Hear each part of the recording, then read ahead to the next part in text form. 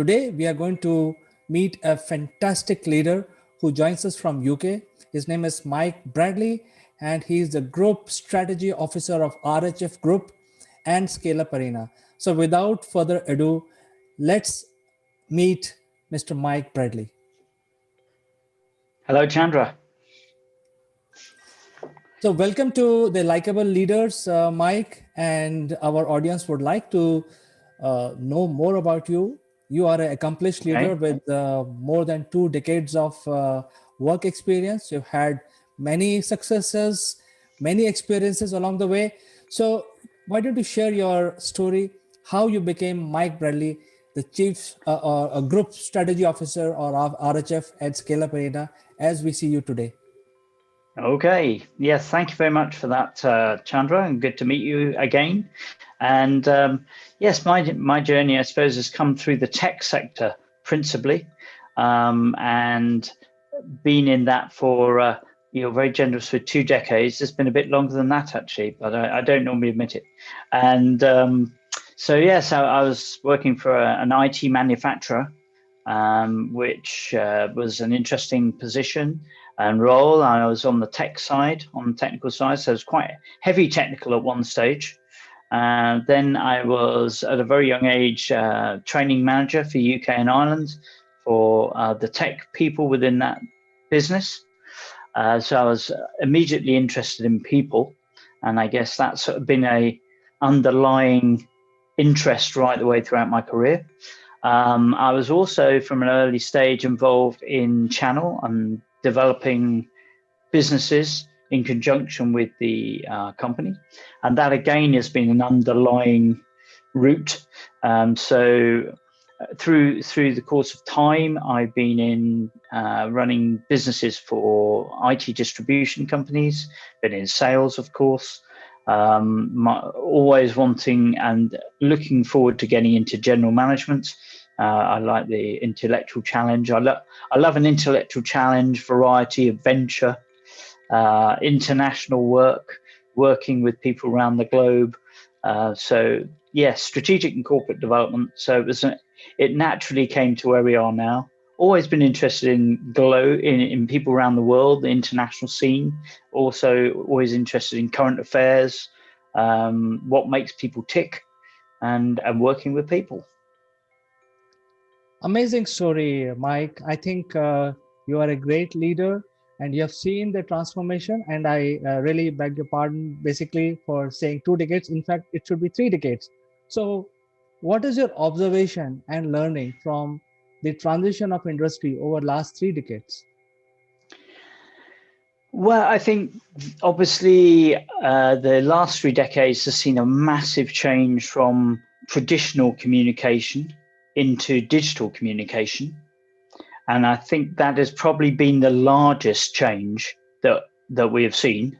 I was in the early stages selling email, which seems crazy now to think we actually had to tell people what this concept was at one stage. But then, of course, it moved on. We replaced, telex with fax. Then fax disappeared. Then we went into audio conferencing. This idea of talking around the globe on the telephone. Then we went into web sharing, and things like WebEx came on the scene, and the products that would enable us to communicate in real time across the globe, internally in organizations and then externally. And then there's things like digital exhibitions, webinars. Here we are talking across the globe online. That I think has been the biggest change. And for me, there's a tremendous amount of potential in communication. The more we communicate, there's always a downside, but the majority of us, we can gain so much by talking, interacting, supporting each other on a global basis. And that's been a massive positive change for the whole world. So I see the Scale Up Arena behind you, the logo and the name of your company. Mm-hmm. So at this point, let's learn a little bit about what is Scale Up Arena, what type of activities your company is doing, and what is your spread. Okay, well, Scale Up Arena is there to support growing companies, companies that are seeking growth. And there's two classifications we're all familiar with. There's startups and there's scale-ups. Okay, so you've got the early stage, the ideas, then you've got a startup. And the startup is traditionally the person that goes to the bank, says, I'm starting a new business. They spend 2 hours having a chat with the bank manager, telling them all about what they're going to do. The bank manager says, sign this piece of paper, and then says, I'll send you a debit card in the post and come and talk to me in 2 years when you've got some money. And that's the startup we're all familiar with. Then there's the scale-ups, which has become more popular as a term, which is very rapid growth companies that are 3 years of 20% year-on-year growth with 10 people at the start of that counting period. Now, if you think about it, between startup and scale-up, there's probably a minimum of 3 years, possibly 4 or 5. And I term those emerge ups. That gap is emerging companies. They're not startups, they're faster than that. They started to get traction. But the challenge is there's a big gap with nobody addressing and supporting that marketplace. So I put together Scale Up Arena as the first ecosystem, community, online digital community, online ecosystem, as a way for those emerge up companies to reach that scaling place and scale ups, hopefully, where they can basically get the 5 pillars of growth, which historically have been silo-ized and people have categorized them. So all these companies need resources, they need funding, finance, they need partnering, M&A and joint ventures, which is of course my background, so I'm passionate about that. And part of the growth story, you can't have a growing company without having partnering and channels to market. Then the third area is you need to be able to showcase that product or that shop window, which is the sort of third pillar of Scale Up Arena, a place where you can put an elevator pitch, a multimedia pitch that enables the company to be seen and found rather than going into this needle in the haystack approach on Google. And then fourthly, there's the importance of things like tutoring, training, learning and development. We never stop learning. It's a lifelong journey, as you know. But in order to optimize opportunities, you need to be able to keep up to date, particularly in the tech space, where you've got products obsoleting every 6 months. So you've got to keep learning. And so within that pillar, we have things like multicast like this, podcasts, people that are sharing their expertise, knowledge to support. And then finally, there's expert advisory or micro consulting, Micron as I call it, which enables those growing companies who need the skills of a multinational. They need a marketeer, they need a finance officer, they need a strategy officer, they need corporate support, tax incentives, but they actually maybe can't afford to have those people full time when they're emerging, but they could actually have them on a gig economy basis, a part-time basis, an iteration for a particular project, for a particular intervention, maybe weekly as opposed to every day. So those are the 5 pillars that Scale Up Arena provides on a global basis. You asked about scope. We have online meetings where we have people from around the world. We've got people from China, India, Africa, UK, America, though they don't join our virtual meetings because it tends to be in the morning and they're still sleeping. But we have interactions with those people around the globe, again, supporting that whole area that is vital for growth, which is the ability to, what I call it, connect, communicate, collaborate, cooperate, and then to close, because that's what it's all about. So what it takes for the emerging companies to leverage the platform is basically a sign up or something else?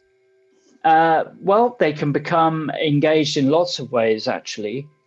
They can become like a member of the ecosystem. And Scale Up Arena is a general one. We've just launched one called Insure Scale Up for the insurance space. We are also likely to be putting up another one soon for healthcare and life sciences. We've got geographic areas, so we're talking about doing one for India and one for the African region as well, 33 countries. A Scale Up Arena will still be like the top, the root of all of that. But they basically become a member. And when they become a member, we give them an induction program and an optimization guide. And it's a real givers get community. So, you just like everything in life, you've got to, what you put into it is what you'll get payback on. And so it's all about collaborating and communicating together. Referring is a key part of it. We all know if we're trying to sell or buy something, a referral is worth a ton of advertising. So we encourage referrals right across the ecosystem. We encourage the members to have a listing for their company in the showcase, a expertise listing in the micro consulting expert area, and then also a vital, I think, is not just to provide information for learning and development and tutoring and training, but to actually use that as a soft sell, because a lot of us don't know what we don't know. So I recommend that they come up with an online briefing about their subject matter, because they're solving a problem. It's not that we have to sell, it's that people need to recognize they have a need. So we recommend they put up a briefing or a webinar. Maybe it's chargeable in some cases or free of charge, to say about their particular area, why it's so vital. And I think that's a real soft sell. So that's how they get engaged.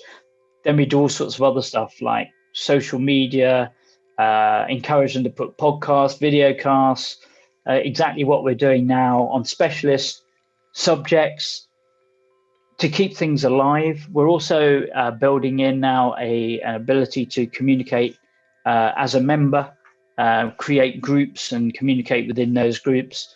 We don't want to create noise, but we want to create focused conversations.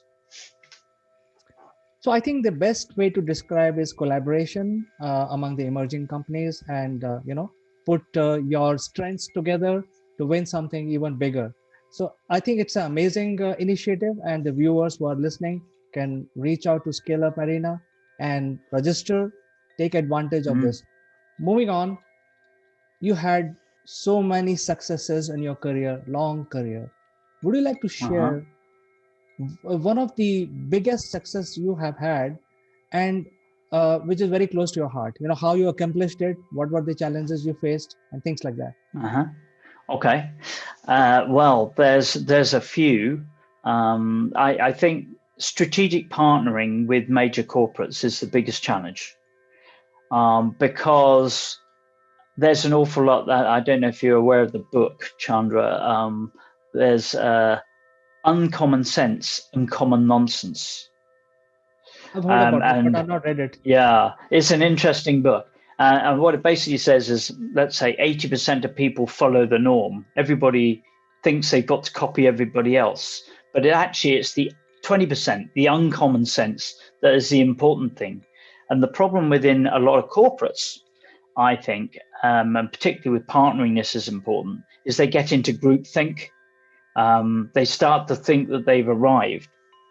And so strategic partnering is always an interesting one. And I think one of the biggest successes I had was when I was launching in 2006, launching a relationship with a large networking integrator across Europe, part of France Telecom Group.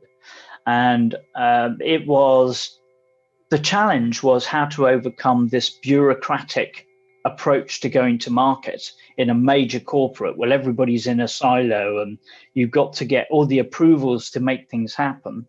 Bearing in mind, in the tech space, products are going obsolete every 6 months. You don't have 12 months to make a plan. And the approach I ended up taking, I think, was I'll go ahead and do what I know I need to do, and I'll take the rap later if I get a challenge. And one of the successes there was one of the early successes was closing a major opportunity in Northern Europe, in the Benelux area. And of course, until we had this deal, it was like, oh, why do we need to bother across Europe? There's loads of other products to sell, blah, blah, blah. But then when we closed this massive deal, all of a sudden, the market lit up. Everybody in the organization wanted us to come and pitch to them, get involved, sell something. And I think that was a really, great success. Another success for me was when I started doing work with India, set up a joint venture with a division of Tata.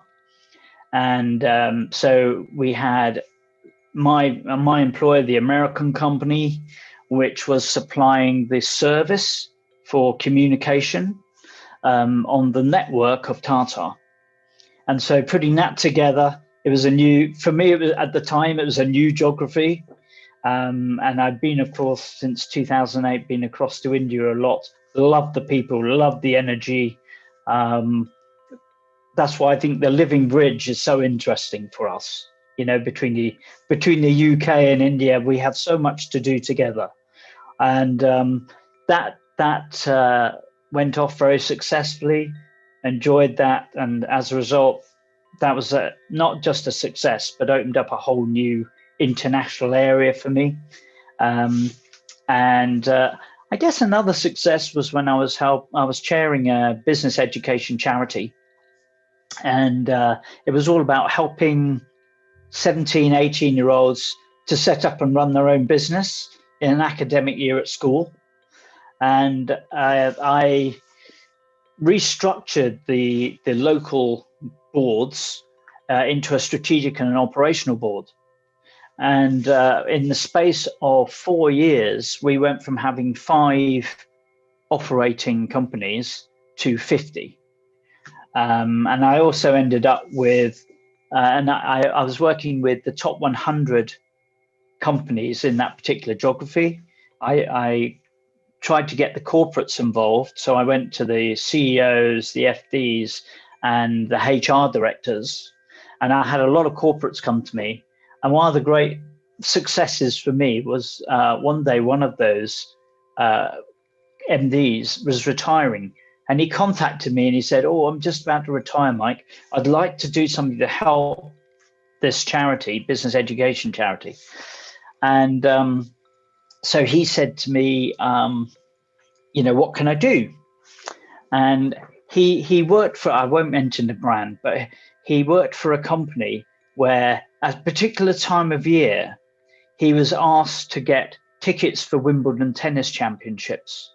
And people would phone him up, say, oh, can you get me this? Can you get me this, Peter? And so I said, I tell you what, why don't you help me raise some funds? Because this is the opportunity to reverse the tables. So you can phone up all the people that you've been giving tickets to and say, how about some cash? So he then came on board and did that. He was our sponsorships director. And that was another big success. It's so great to learn from leaders like yourself, and I feel that I'm truly blessed that I have this job, and I learn a lot from leaders like you. You are truly a global leader. You have so much experience and spread. You work with multiple types of companies spread across multiple countries, and so therefore you have so much experience. So from your experience, would you like to share where the industry is going in this decade? Considering that your clientele and your partners are spread across the world? Well, I think in the whole world is going digital. And even in traditional technology, digital is now playing a part. I had a brief spell of running a hydraulics company. And at the time, the CEO of the hydraulics company prided himself, this was only 15 years ago, prided himself on not using email.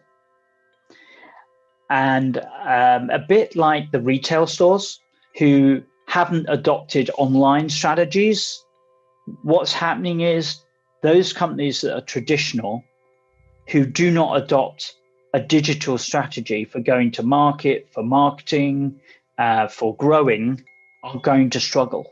So I think that's one of the big changes that's coming. And thankfully, I've always been at the leading edge of communication, always been in digital. And that's partly where Scale Up Arena is coming from. We're also putting together, rebirthing actually, for SME IT opportunity, which is to help the 80% of companies who reside on the industrial estates of the world who don't touch tech, to optimize that in an efficient and effective way. I think that's the second, so the first one is digital is going everywhere. Second one is traditional technology is going to have to adopt digital. And the third one is, of course, everything is going much faster. If you don't optimize your opportunities in 3 years within the tech market, you deliver or die.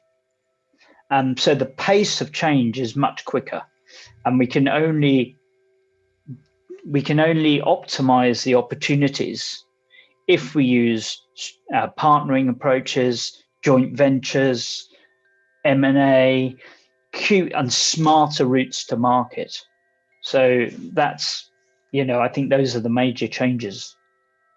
And I think while going through your website, I learned about the investor help also you're giving to the emerging companies. Would you like to talk about that? How the investor community is going to shape up our future? Yeah, well, I think obviously, again, taking all the other things into perspective, what happens is that typically a company forms around a technology or a product. And somebody will think, oh, I've got just a solution. I've seen this problem and I can create a product for it. And one of the most important things is to realize that actually it's great having a product, but you've got to find a market. And you've got to address the needs of that market by solving a problem. And that, I think, is probably the area that investors are looking for most, is how do they offset their risk? They're putting their money in, but their risk is reduced massively if they can see traction and go to market. There's every day we see great ideas coming in through the different ecosystems. The only snag is a lot of them say, oh, we're pre-revenue, but we want 500,000. Well, if it was your own money, how would you feel about it? And so I think when companies are approaching investors, they have to think, if this was my money, would I want to invest it? And so the key to that is have a good exec summary. They don't want War and Peace. They don't want 100 pages. They don't have time for 100 pages. What they want to know is that the money's safe. They got a good team. They've got a good proposition. They started to maybe get some traction. Don't start with trying to boil the ocean. If you can't get your local, easy connected people to join, how the heck are you going to boil the ocean? So you've got to prove the model in a small way, and then you'll develop. That's what I see happening. And of course, access to funding through global platforms like Scale Up Arena is going to become easier, but the basics are still the same.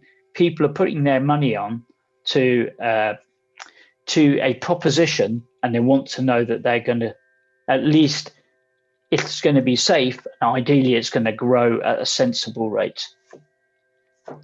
Do you also see growth in more events around the crowdsourcing? Because the rule of the engagement will remain the same. You need to give the comfort feeling to the investors. But do you see crowdsourcing, crowdfunding playing a major role as we go along? I think it has its place, and that also depends on the objectives of the founders. There's certainly, if you can build up a tribe, as it were, if you can build up a follower base, warm prospects, customers, they are potentially the ones that you can go for. B2C, I think it's much more popular than a B2B environment. That's not to say you can't do it in B2B, but I think there are more efficient ways to raise business funding. If you've got a consumer product, people will, if they're interested, they might go to your site, or you may be able to get profile and traction through Instagram or Facebook, etc. And then you might be able to draw the crowd to help make an investment. But I definitely think it's got a place, but it's more of a place for me in the B2C space than the B2B space. So thank you very much for giving us all this information and sharing your mantra of success. What is your last message to the budding entrepreneurs who are watching this video? I think there are three things. One is never give up. Okay, just don't be put off by the naysayers, because there'll always be people who say you can't do it. But you have to have a degree of pragmatism. There might be a time when you have to say we're going to stop. But I think it was in a film where it said, if things aren't yet all right, it's not yet the end. Yeah. And so that's another one. And I do believe, if in doubt, go for it, because you only live once. So if you don't try and achieve your dreams, you're guaranteed you're not going to achieve them. I think this is a very powerful message, Mike, and I really appreciate coming to this show with you and discussing things about what you have done globally. It was lovely talking to you, Mike. And you, Chandra, thank you very much for the interview. I've really enjoyed it. And have a great day. Thank you. Bye-bye.